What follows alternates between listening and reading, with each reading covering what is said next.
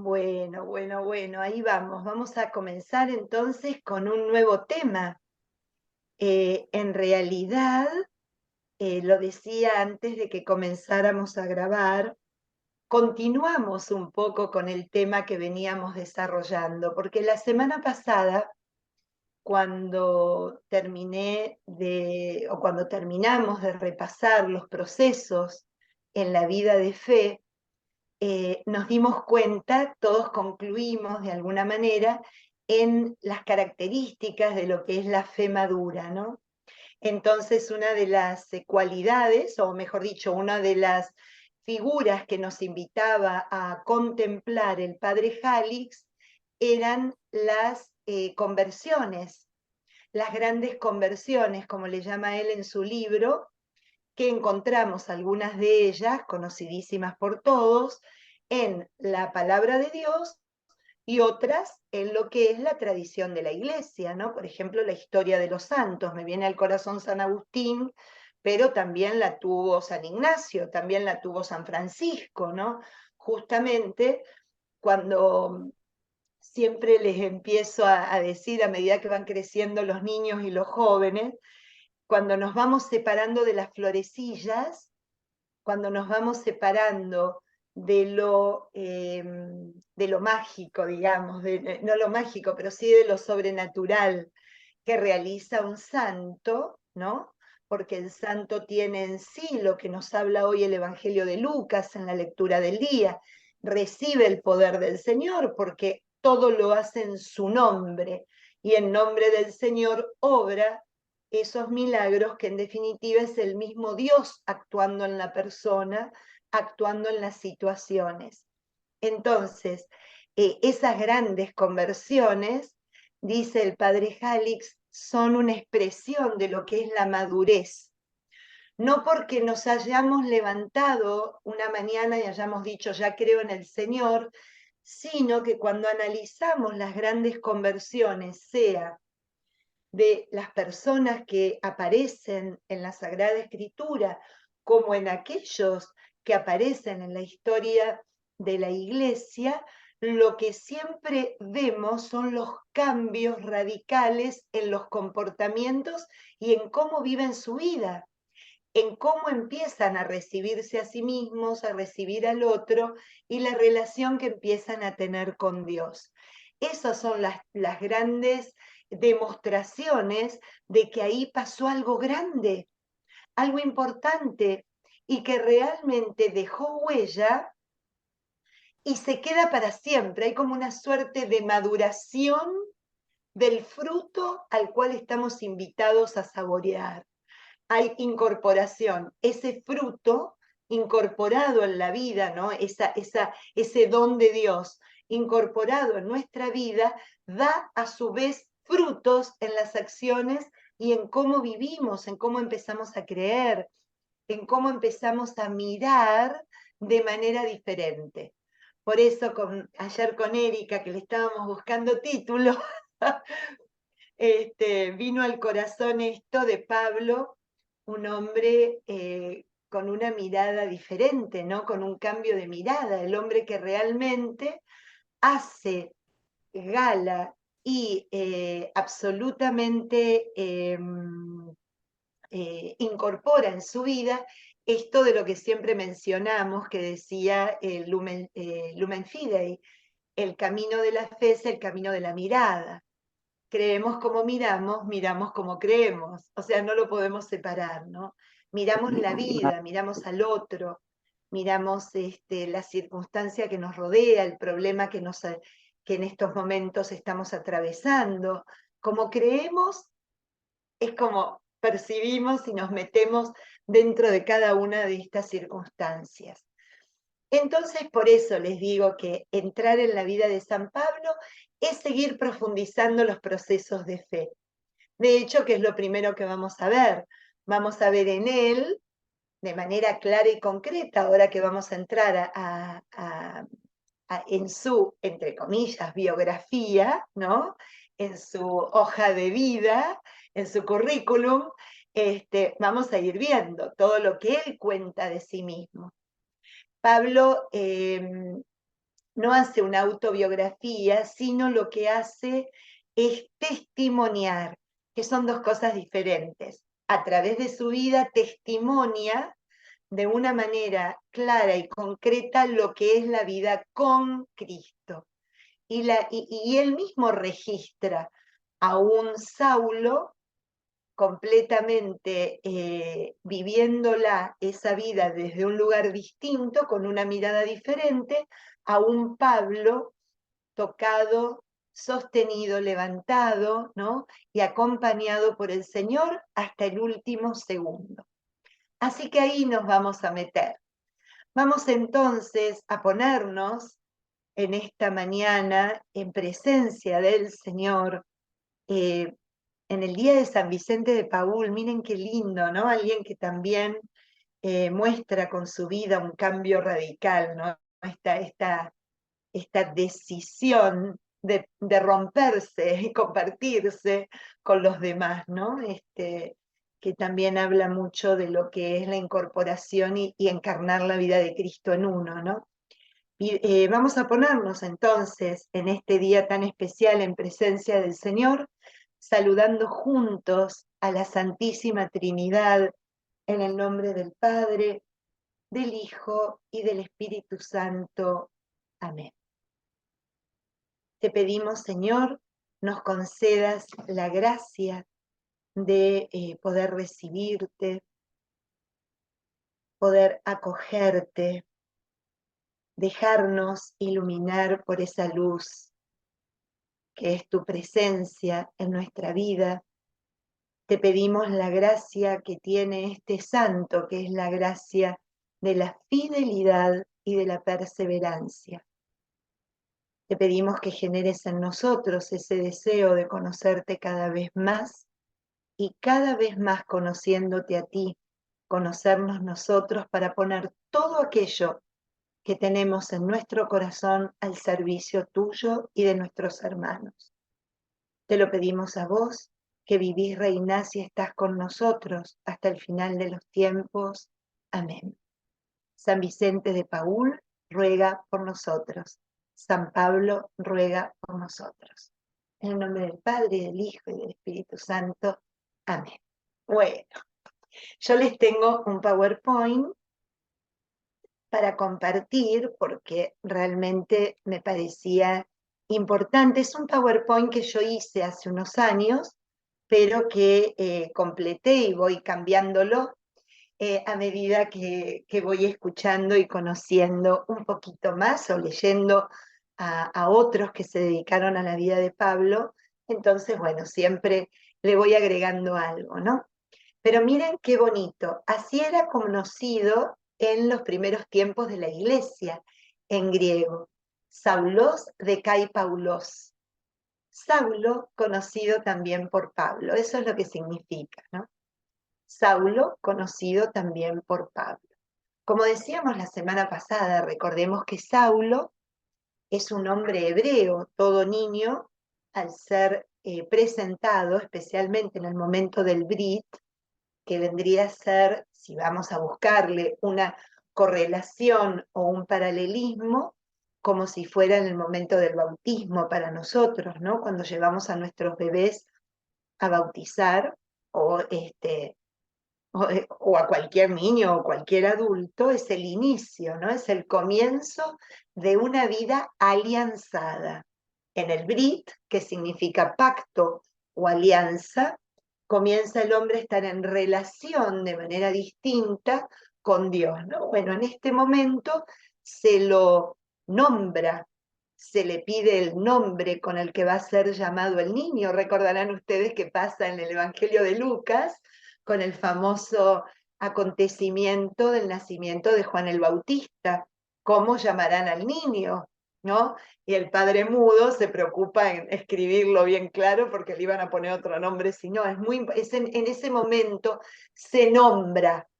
Al nombrar es como nos van a reconocer a lo largo de nuestra vida. El nombre en el judaísmo es muy importante. Otro día hablamos de eso, pero para que se den cuenta. Bueno, Saulo, que viene de Saúl, Saúl fue el primer, hermoso significa, entre paréntesis, también es de buena apariencia, fue el primer rey de Israel, ¿no? Elegido por Dios y ungido por el mismísimo Samuel. Entonces lleva el nombre de ese rey, Saulo de Tarso. ¿Por qué? Porque a la gente se la conocía o por el nombre del padre, que pasaba a ser Saúl Ben, y el nombre del papá, o del lugar de procedencia, ¿no? Saulo de Tarso, porque ya vamos a ver que nació allí, que nació en la ciudad de Tarso, que queda hoy día en Turquía. Fíjense, él mismo se va a llamar, y eso lo vamos a ver un poquito más adelante, cuando ya entremos en lo que es su herencia teológica, la herencia espiritual que nos deja San Pablo, el apóstol de la gracia de Dios. Y fíjense que lo menciona en la primera carta a los Corintios, en el capítulo 15, por la gracia de Dios soy lo que soy. Su gracia no ha sido estéril en mí, sino que he trabajado más que todos, entre paréntesis, los demás apóstoles. Pero no yo, sino la gracia de Dios que está conmigo. Fíjense qué bonito, porque por primera vez vamos a ver cómo se cambia el foco de un poco lo que veíamos en los procesos de fe. Cuando una persona de fe tiene puesto todo su foco en las realizaciones propias, que dependen de la propia fuerza, la propia determinación, la propia voluntad, ¿no? Las propias decisiones, a el foco en la gracia de Dios, que es aquel que infunde en mí la fuerza, ¿no? Esos dones del Espíritu Santo, el don de ciencia, ¿no? El consejo, la perseverancia también que hoy le estamos pidiendo, eso que me viene del Señor. ¿Por qué? Porque vamos a llegar a la conclusión con Él que sin esta gracia no podemos alcanzar absolutamente nada, ni siquiera podemos ser lo que somos. O sea, la gracia de Dios, esa gratuidad, ese don, que por eso la palabra gracia nos indica algo recibido sin pago. O sea, me viene por puro amor, me viene por puro amor. Entonces ahí ya vamos a ver todo lo que genera en el hombre que deja moverse por la gracia y que la reconoce dentro de sí, ¿no? Es una consecuencia muy bonita, eh, todo lo que aparece cuando uno vive realmente la vida de la gracia en uno y la registra. Fíjense qué interesante, San Pablo es al que más podemos conocer. Cuando yo hice la serie de los apóstoles para EWTN y también para los cursos de Biblia, definitivamente del que más recursos y fuentes encontré fue de San Pablo. Ni aún San Pedro, porque de San Pedro las fuentes son las bíblicas. O sea, iba a lo que cuentan los evangelios sobre él. En cambio, Pablo es la figura de los orígenes del cristianismo de la cual tenemos mayor información. Imagínense, podemos saber muchísimo sobre él, ¿no? Y eso se debe a varias cosas. Se debe a que, como dice ahí, un libro dedicado por el año que hubo dedicado a San Pablo, hubo un año hace muchos años, hubo un año entero dedicado a San Pablo y fue espectacular. Fue donde más se puso a Pablo en el tapete, ¿no? Se puso a Pablo en conocimiento del pueblo de Dios. Imagínense esto, 3/5 partes de todo lo que para nosotros es el Nuevo Testamento, o sea, de 5 partes, 3 nos hablan de él. Es un montón. O sea, tenemos todo a partir del capítulo 9 de Hechos de los Apóstoles. Vamos a encontrar a San Pablo en casi todos los momentos, si no en todos. Y en las cartas, que si bien no todas, vamos a ver, las escribió él, pero nos habla de su postura, de su mirada, de su espiritualidad, de la forma que tenía para dar respuesta a la vida, ¿no? Entonces, imagínense lo importante de estas fuentes, que ya las vamos a ver en detalle, es muy, muy sobresaliente, ¿no? Su figura. Una de las cosas que más nos va a gustar de él es lo que le puse en el cuarto rengloncito, ¿no? Que en Pablo vemos un desarrollo y un proceso de lo que es ir convirtiéndonos en discípulos misioneros, que la iglesia desde hace tantos años, tantísimos años, ya desde San Juan Pablo II con la nueva evangelización, pasando por Benedicto y profundizándolo en la última pastoral del Papa Francisco, nos exhorta a vivir como auténticos discípulos misioneros del Señor, como una dupla en el discipulado y en la misión que no puede separarse. El discípulo siempre es misionero y el misionero que se precie siempre es discípulo, no puede separarse. Y acá vemos a alguien que fue creciendo, ¿no? De una manera humana, como nos gusta en estos encuentros de los miércoles a la mañana, y fue desarrollándose como discípulo y misionero de Cristo, ¿no? Fíjense que también fue el primer pensador, y lo podemos llamar teólogo cristiano, ¿no? Ya que él eh, comienza a partir de su misión y de su tarea evangelizadora, el grupo de seguidores de Cristo a tomar ese nombre, el nombre de cristianos, ¿no? Me acuerdo yo hice eh,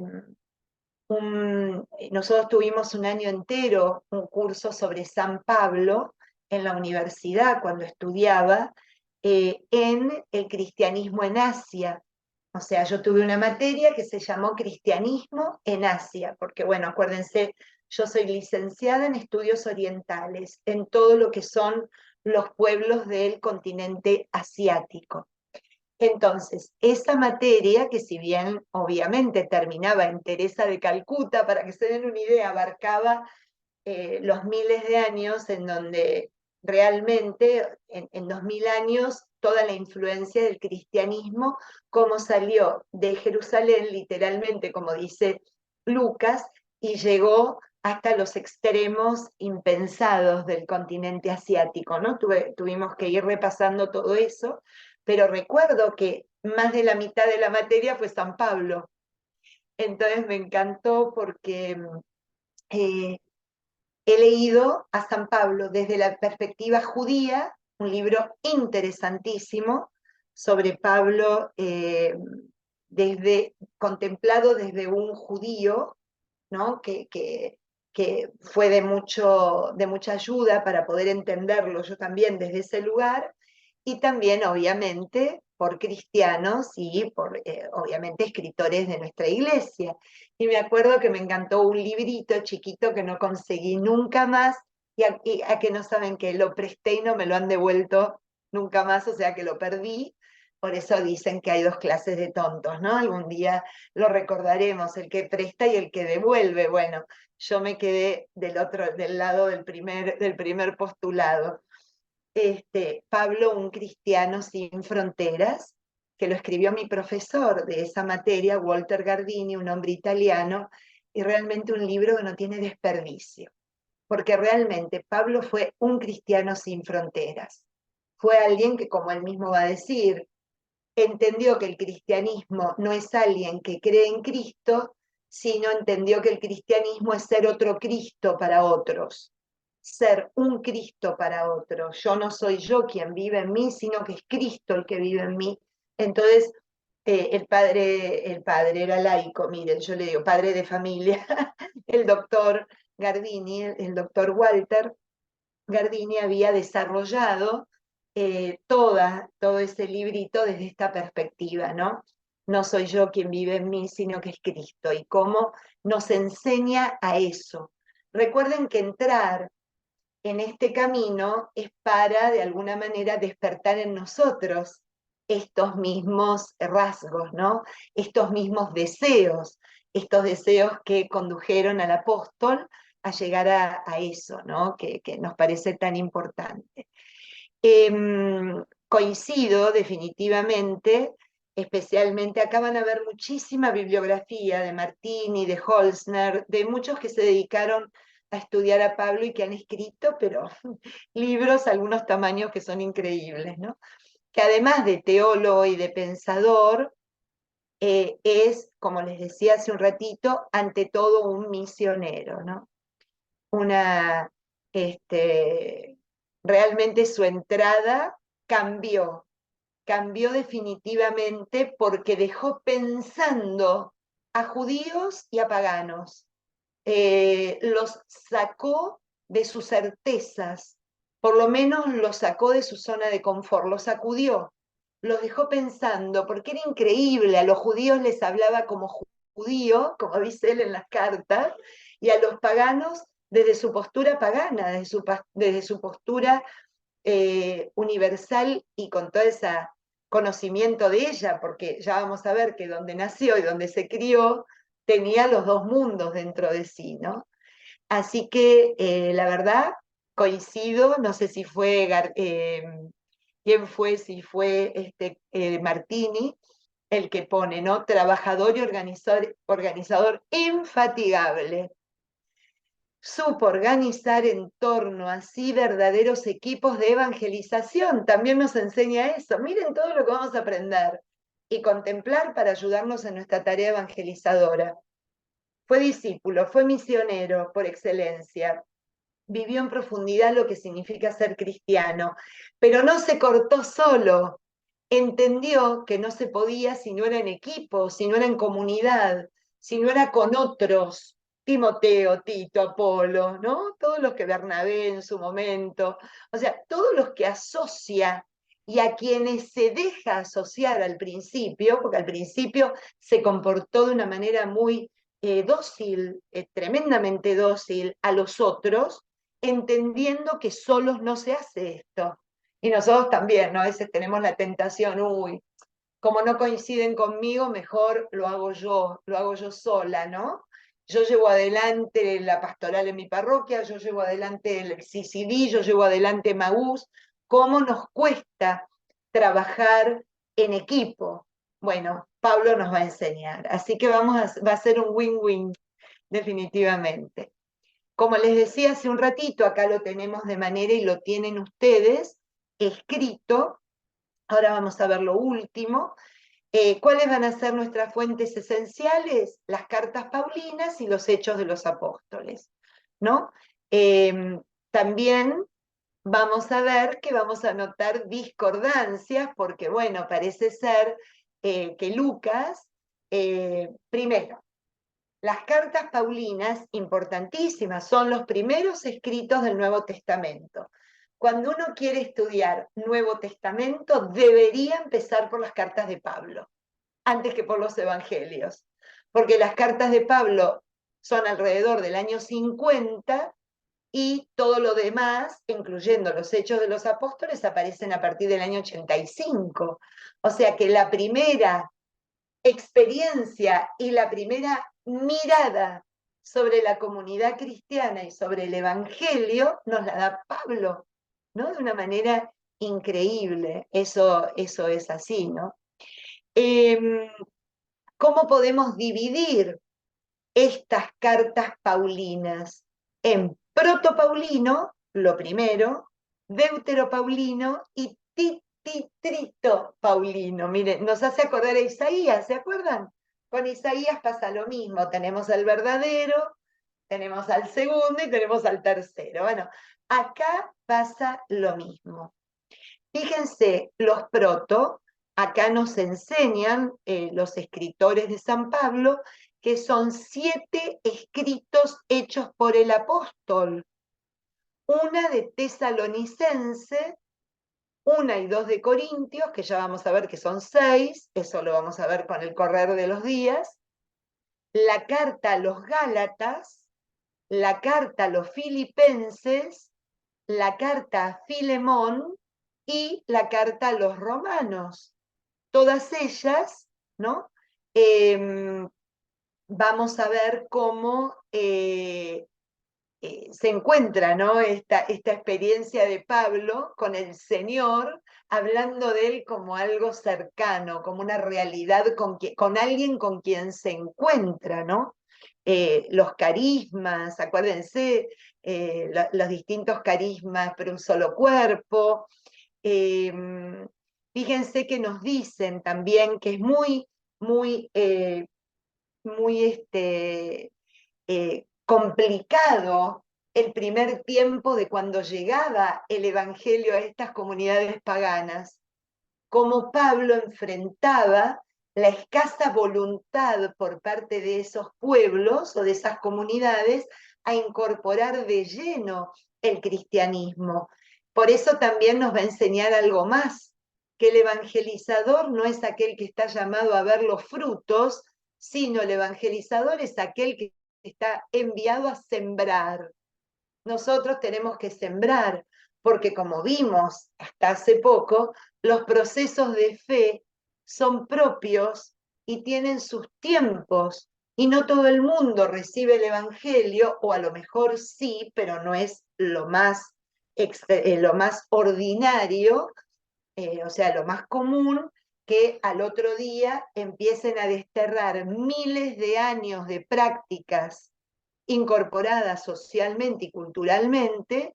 Entonces, a través de las cartas que vemos, que los procesos evangelizadores llevan su tiempo, así como llevaron su tiempo en mi existencia, también llevan su tiempo en las comunidades, en las sociedades, en las familias, en las maneras de gobernar, en la economía. O sea, cuando uno busca evangelizar las raíces de la vida, no es de un día para otro. Es un proceso como el proceso de fe vivido cada uno de manera individual. Pablo nos muestra eso en las cartas, como queriendo decir, a ver, van a tener que tener paciencia, ¿no? La evangelización comienza y no termina nunca, porque es un proceso vital, es lo mismo que los procesos de fe, es algo vital. Y hay espléndidas épocas, hay épocas donde decimos qué lindo, qué bonito, mirá lo que se llegó, mirá cómo vivíamos, y otras épocas de sequedad, de desierto, otras épocas de levantarlo absolutamente todo para volver a empezar a sembrar, ¿no? Pero es así, eso no se agota nada, nunca, eso nos va a enseñar Pablo también, ¿no? Eh, Después vamos a ver cómo también dentro de las iglesias que abrazan el Evangelio hay problemas, empiezan a pelear, hay discusiones. O sea, lo que Pablo nos hace es abrir una ventana a la realidad. Esto no tiene nada de romántico. Nos parece que donde está el Evangelio, donde está Cristo en el medio, desaparecen las contiendas, las divisiones, los problemas, los malos procederes. No. O sea, fíjense que cuando leemos los líos que pasaban en las comunidades paulinas, decimos, ah, bueno, estamos bien. O sea, eso, ¿no? Qué belleza que nos habla desde la realidad, porque lo otro es irreal, porque está dentro del marco de la humanidad y el hombre sigue siendo hombre, por más que haya incorporado y que tenga la voluntad de vivir la presencia de Dios en su corazón y en su vida, ¿no? Así que bueno, miren las divisiones, aquellos que vienen de los judíos, los otros que vienen de los paganos, aquellos que ven que se debe de hacer tal cosa, porque si se hace tal otra se separa de la ortodoxia. Hasta el mismo San Pablo es maltratado, y eso lo vamos a ver en la carta a los Corintios, son los que peor lo tratan al pobre Pablo, ¿no? Bien, habíamos hablado de los proto, y ahora vamos a ver cuáles son los deuteros y los trito-paulinos, ¿no? Los que vienen después de las cartas escritas por puño y letra de él, y las que continúan sus discípulos. Efesios y Colosenses son consideradas para los estudiosos de San Pablo como escritos deuteropaulinos. Fíjense cómo ya vamos viendo que desaparecen algunos temas, como por ejemplo el tema con los judaizantes, que van a ser la primera parte y a lo cual Pablo se dedica muchísimo. Todos aquellos que sostenían que para ser cristiano se debía seguir el judaísmo a pie de la letra, para luego incorporar la figura de Cristo en la vida, ¿no? Y convertirse así en seguidor del Señor. En cambio, ya Efesios y Colosenses, esa polémica con los judaizantes desapareció por completo. Fíjense cómo la parusía que aparece en los primeros escritos, no se preocupen que Cristo ya viene, Cristo está por volver. Los primeros escritos paulinos tienen esta característica, que el Señor llegaba y venía ahí nomás, después de la ascensión al cielo, ¿no? En las cartas deuteropaulinas ya de la parusía no se habla casi, ya no es un tema, porque está ya preparándose al hombre para que no abandone la vigilancia en la venida de Cristo. Ya vendrá, en algún momento será, pero en los primeros escritos produjo tantos problemas, cuentan los exégetas, que en algunas comunidades se había abandonado la tarea cotidiana, porque se preparaban todo el tiempo espiritualmente para recibir al Señor cuando volviera, y se abandonaba lo rutinario, ¿no? Bueno, ya vemos cómo cambia, incluso en las cartas del segundo tiempo y del tercer tiempo, ya viene la exhortación, bueno, el que no trabaja, que no coma, porque así se volvía a la gente a su obligación temporal, a asumir la responsabilidad de la vida cotidiana, ¿no? Así que bueno, alguna otra característica de estas cartas también es, el lenguaje es, por ejemplo, anterior a que apareciera el problema con los gnósticos, que va a ser la última parte de las cartas, ¿no? Fíjense, el conocimiento, la penetración, la ciencia no está tan presente en esta carta de los Efesios y los Colosenses. Cuando la veamos, lo vamos a ver muy en detallito todo esto. Pero, ¿qué les quiero mostrar? Que de esta manera los estudiosos paulinos pudieron separar los tiempos de las cartas. ¿Para qué? Para que a nosotros nos haga mucho más sentido. Acuérdense que los escritos bíblicos, la Iglesia nos exhorta a ponerlos en contextos, ¿no? En esta parte, la figura de Pablo es absolutamente indiscutible y canonizada, ¿no? Se le llama doctor y mártir en Colosenses. O sea, ya ahí nos damos cuenta de que no es él a sí mismo no se va a denominar de esta forma, ¿no? Entonces, ahí ya tenemos cómo ante la muerte de San Pablo siguen escribiendo sus discípulos. Ya la tercera generación de los escritos paulinos es efectivamente eso, está dirigida directamente a la tercera generación de cristianos. Fíjense, a la tercera generación de cristianos, alrededor del año 100 o más, ¿no? Y ahí sí ya vemos que hay problemas con los gnósticos, se habla de que, ojo, los falsos maestros, ojos a quien sigue, muy parecido a las cartas de Juan en este punto, porque son contemporáneas, ¿no?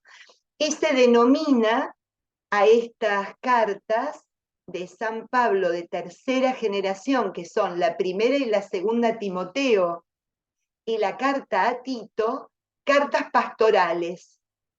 ¿Por qué? Porque la iglesia ya comienza a tener una estructura y en estas cartas se dan los signos y de alguna manera los tips, ¿no? Los, ¿cómo diríamos? No me sale la palabra en español. Lo que hay que tener en cuenta para elegir a aquellos que van a estar gobernándola y llevándola adelante. Por eso habla de las características que tiene que tener el episcopo y la figura del diácono. Acá se establecen las características de los diáconos que prevalecen hasta el día de hoy. Hasta el día de hoy, de acuerdo a las cartas paulinas. Y así es como se conformó el diaconado, ¿no? Es impresionante. Ya empieza a haber la figura de la herejía, ¿no? Aquellos que se separan del recto camino y quienes son los falsos doctores que enseñan mal al pueblo de Dios. También vemos un llamado a la ortodoxia a conservar el depósito de la fe, ¿no? Que va a ser tan predominante en estos tiempos. Y vemos que ya había problemas, porque ya aparecieron en este tiempo las primeras herejías, las herejías gnósticas, por ejemplo, entre otras, y se habla ya de excomunión, ¿no? De que ya no se lo considere dentro de la comunidad cristiana a aquellos que abrazan la tradición, por ejemplo, gnóstica, ¿no? Eh, Así que bueno, para que ustedes entiendan cómo lo paulino es desde su camino a Damasco hasta la tercera generación, cómo predomina la presencia paulina dentro de la primera iglesia. Por supuesto que si no entienden algo, les pido por favor que me pregunten sin pena. Lo único que como yo no les veo, deberían levantar la mano para que a mí me salte la alarma acá en la en la barra que tengo, ¿no? Así que, por favor, siéntanse con esa libertad. Las cartas no son autobiográficas, no hay una autobiografía. A Pablo no le interesa hablar de él. A Pablo le interesa hablar de Cristo en su vida, que es distinto. Por eso esa es la manera de hacer autobiografía a dar un testimonio. A dar un testimonio. Cuando el Papa Francisco nos habla en los últimos escritos de evitar la autorreferencialidad, es para no caer justamente en la tentación de vivir nosotros dando una biografía de nuestra vida. No es lo mismo ser autorreferencial, todo pasa por mí, a hablar de Cristo en mí. Eso es ser testimonial. Es claro eso, ¿no? Es lo que hay que tener un poco de cuidado y San Pablo nos va a enseñar de una manera muy bonita. Fíjense que él no dedica a contar sus vidas, pero sí, y lo vamos a hacer ahora mismo, vamos a buscar entre todos y vamos a leer los pasajes en, en los cuales aparece él hablando de sí mismo para que veamos. Algunos de ellos en Hechos ya lo hicimos. ¿Se acuerdan que la semana pasada buscamos Hechos 22? Porque yo les dije, en el primero es el escritor sagrado que cuenta lo que a Pablo le pasó. En cambio, en el 22 y en el 26 es en primera persona que nos cuenta lo que a él le pasó. Así que podemos ir yendo y de paso nos familiarizamos con las cartas paulinas. Vamos a buscar entonces la primera carta a los tesalonicenses, primer escrito del Nuevo Testamento, primer escrito del Nuevo Testamento, apareciendo aparentemente en el año 51, y vamos a ir al capítulo 2, versículo del 1 al 12. Miren qué bonito, cómo nos enseña. Yo digo que esto nos viene muy bien como aprendizaje, porque la gran mayoría pertenecemos a algún grupo que nuestra vida pastoral y evangelizadora es a través de testimonios. Bueno, cuando vamos a estas fuentes, aprendemos también a nosotros valorar y hacer auténticos testimonios para otros, en Emaús, Matrimonios en Victoria, en los grupos que sea, ¿no? Cuando compartimos desde esta perspectiva. Ustedes saben, hermanos, que nuestra visita no fue inútil. Después de sufrir malos tratos en Filipos, como ya saben, nuestro Dios nos dio valentía para anunciarles la buena noticia de Dios en medio de una fuerte oposición. Es que nuestra predicación no se inspira en el engaño, ni en motivos sucios, ni usa el fraude, sino que Dios nos encontró dignos de confiarnos la buena noticia y nosotros la predicamos, buscando agradar no a los hombres, sino a Dios, que examina nuestros corazones. Ustedes saben, y Dios es testigo de ello, que nunca los halagamos con palabras bonitas, ni usamos pretextos para ganar dinero. Tampoco hemos pretendido honores humanos, ni de ustedes ni de otros, aunque podíamos, como apóstoles de Cristo, hacer sentir nuestro peso. Al contrario, nos portamos con ustedes con toda bondad, como una madre que acaricia a sus criaturas. Sentíamos tanto afecto por ustedes que estábamos dispuestos a entregarles no solo la buena noticia de Dios, sino también nuestra propia vida. Tanto los queríamos. Recuerden, hermanos, nuestro esfuerzo y fatiga. Noche y día trabajamos para no serles una carga mientras le proclamábamos la buena noticia de Dios. Ustedes son testigos y también Dios del trato santo, justo e irreprochable que mantuvimos con ustedes los creyentes. ¿Saben qué? Tratamos a cada uno como un padre a su hijo, exhortándolos, animándolos, exigiéndoles a llevar una vida digna de Dios, que los llamó a su reino y a su gloria. Es una belleza. Fíjense cómo da testimonio de su apostolado, de su evangelización. No habla en primera persona, habla en primera persona del plural, porque él sabe que no lo hace solo. Primero, porque lo hace con Dios. Segundo, porque lo hace con otros. Pero qué belleza la claridad y cómo manifiesta cómo fue la evangelización en este grupo, ¿no? Especialmente en el grupo de Tesalónicas. Vamos ahora a Gálatas, después los dejo para que ustedes se sigan divirtiendo. Pero vayamos a Gálatas, porque en Gálatas ya hay una madurez en San Pablo. Hay una diferencia muy grande, es la anteúltima carta, ¿no?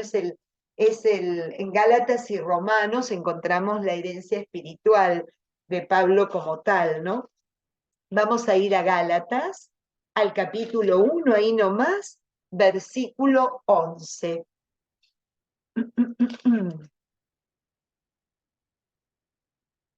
Les hago saber, hermanos, que la buena noticia que les anuncié no es de origen humano. Yo no la recibí ni aprendí de un hombre, sino que me la reveló Jesucristo. Sin duda han oído hablar de mi anterior conducta en el judaísmo. Violentamente perseguía la iglesia de Dios, intentando destruirla. En el judaísmo superaba a todos mis compatriotas en mi generación, en mi celo ferviente por las tradiciones de mis antepasados. Pero cuando Dios, quien me apartó desde el vientre materno y me llamó por su mucho amor, quiso revelarme a su Hijo para que yo lo anunciara a los paganos, inmediatamente, en vez de consultar a hombre alguno o de subir a Jerusalén a visitar a los apóstoles más antiguos, me alejé a Arabia y después volví a Damasco. Pasados 3 años, subí a Jerusalén para conocer a Pedro y me quedé 15 días con él. De los otros apóstoles no vi más que a Santiago, el pariente del Señor. En esto que les escribo, Dios es testigo que no miento. Más tarde me dirigí a la región de Siria y de Cilicia. Las iglesias cristianas de Judea no me conocían personalmente, solo habían oído contar. El que antes nos perseguía, ahora anuncia la buena noticia de la fe que en otro tiempo intentaba destruir, y por mi causa daban gloria a Dios. Continúo en el capítulo 2. Pasados 14 años, subí de nuevo a Jerusalén con Bernabé y llevando conmigo a Tito. Subí siguiendo una revelación. En privado, expuse a los más respetables la buena noticia que predicaba a los paganos, no sea que estuviera trabajando o hubiese trabajado inútilmente. Pero ni siquiera mi compañero Tito, que era griego, le obligaron a circuncidarse, a pesar de los falsos hermanos que se infiltraron para coartar la libertad que tenemos gracias a Cristo Jesús y reducirnos a la esclavitud. Y así continúa. ¿Por qué quería seguir leyendo? Porque fíjense cómo en primera persona, ¿qué nos está contando? Los procesos de su cambio de fe, de su cambio de mirada, los procesos de cómo fue el Señor trabajando su corazón y él permitiéndoselo y dando cuenta del cambio, dando registro de quién era en el principio. Nadie me igualaba en fervor y pasión por mi fe, ¿no? En el judaísmo. Fíjense qué bonito. Y otra cosa que me quedo acá en Gálatas y me parece importantísimo, que del camino de Damasco al gran misionero pasaron 14 años, amigos. 14 años donde Pablo fue conociendo la iglesia. No se hizo de un día para otro. Cuando leemos los escritos nos parece que, uy, ya, ahí vamos. No, Pablo se metió como un discípulo, como perteneciente a las distintas comunidades cristianas que ya existían, de quienes aprendió el amor a Cristo y lo que significaba ser cuerpo. ¿Para qué? Para después poder contarlo, para poder llevarlo más allá de los confines de la tierra, donde los quería llevar el Señor, ¿no? Les digo que después lean lo que queda, porque bueno, si no estaríamos todo el encuentro, ¿no? Leyéndolo, porque es precioso cómo habla en primera persona y cómo